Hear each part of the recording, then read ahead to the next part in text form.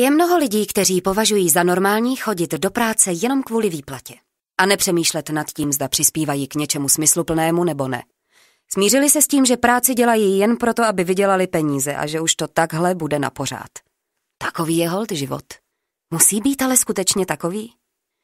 Tohle je Hanka. Své zaměstnání nepovažuje za nijak zvlášť zajímavé a přínosné. Občas se v něm cítí jako bezvýznamné kolečko, které může být kdykoliv nahrazeno jiným. Hanka se tak ale nechce cítit. Chce dělat něco, co má smysl, něco, co ji bude naplňovat. Co Hance zbývá? Nakonec se vším smířit a rezignovat? To není cesta, kterou by Hanka chtěla jít. Hanka našla Hearth.net.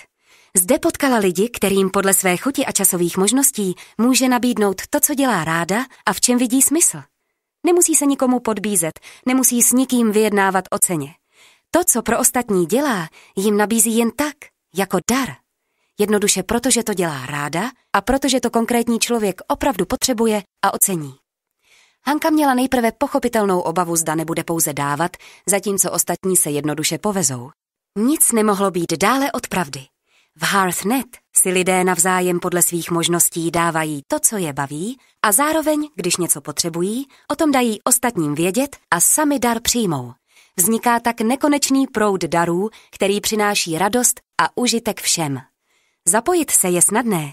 Zaregistrujte se na Hearth.net a najděte si, co bude dělat radost vám.